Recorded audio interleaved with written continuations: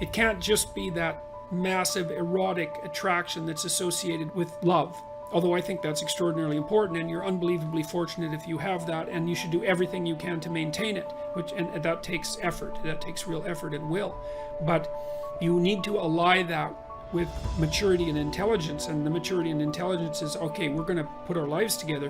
What's that going to look like at the level of detail? How are we going to handle our finances? Where are we going to, what are our joint plans going to be, etc. One of the things that my business partners and I plan to do in, what would you say, that in as an analog to the self-authoring suite, is that we want to develop an online program to help people negotiate their relationships. And so it would actually provide an answer to this question in a more comprehensive manner, is that imagine that if you want to set up a household with someone, then there's a lot of things that you need to get straight, and you either do that by bringing your unconscious assumptions to bear on the situation and perhaps clashing where they don't match, or you sit down like a conscious and aware and articulate couple and start to negotiate what your joint responsibilities are going to be. And so that would be, well,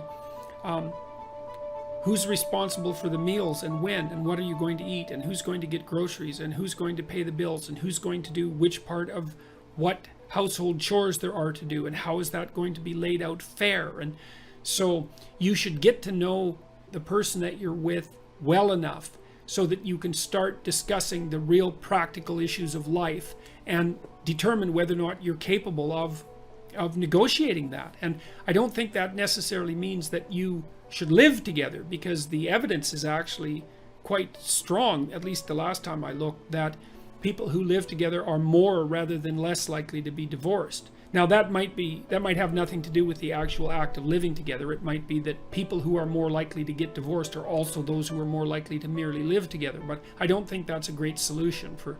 And with regards to being shackled together, that's a complicated one. And I learned this at least in part from reading Carl Jung. And the idea there is that unless you've really made a commitment to someone, like a lifetime commitment, and that's a serious commitment, one that you're not going to back out of, you're not going to take the relationship with the seriousness that's necessary to make it of the highest possible quality and sustainability across the course of your life.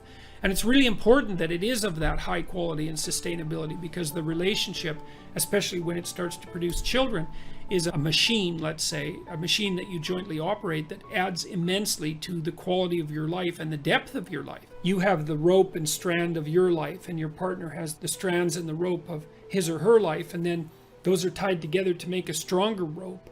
And then that unites you across time, and then you undertake massive adventures together. And some of that is the establishment of a household, and the establishment of joint careers, and the maintenance of each other's mental and physical health, and the maintenance of a high quality sexual life, and all of that. Very challenging to do all of that. And then the joint production and care of children, which sets you up properly for the last half of your life. So like, I'm 55 now, and both my kids just got engaged in the last month. So that's pretty bloody amazing.